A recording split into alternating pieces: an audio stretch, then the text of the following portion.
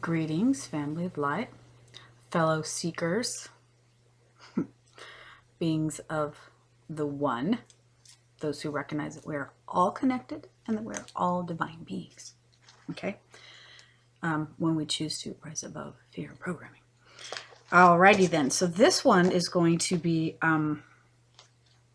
talking about God, how God is complete. For just a deeper awareness and discussion about how certain people of certain religions view their God and what that God supposedly expects of them or not. Okay, I am reading from, this is from the Nag Hammadi library that was found in Egypt. It was written about by the church fathers, okay, at the time they were selecting which scriptures were going to go into the canon for the New Testament.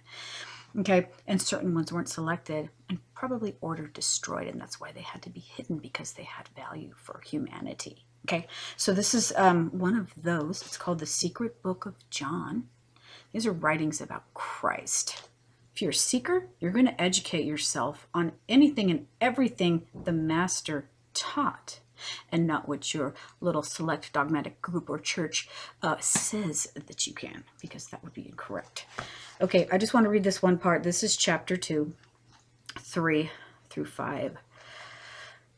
It is the invisible spirit. One should not think of it as a god or like a god, for it is greater than a god. It does not exist within anything. Sorry, let me back up for a second. Because it has nothing over it and no Lord above it. It does not exist within anything that is inferior to it, since everything exists only within it. Okay, it is eternal, since it does not need anything. That energy of God that created everything and everyone does not need anything. That makes a lot of sense. It makes a lot more sense than what people scramble around trying to bash their neighbor over the head to believe and follow in fear and ego. Okay? So, for it is absolutely complete. It has never lacked anything in order to be complete. Rather, it has always been absolutely complete in light.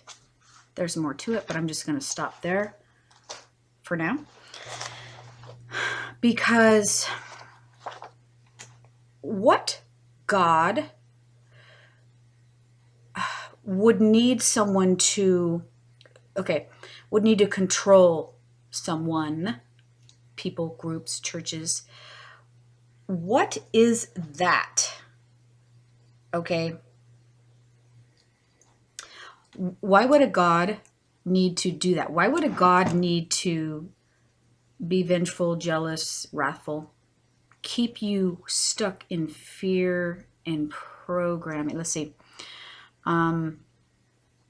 Just to keep you stuck. Okay. If a God is feeding off of keeping you stuck there, what God is that? What is that? What God is that? What religions do you know of, even if you're not religious and you're watching the news all the time, that this is the way people interpret the scripture about it, okay?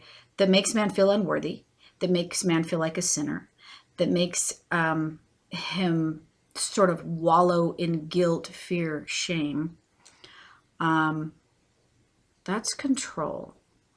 So the God that I just described would have absolutely no need or reason to do any of those things.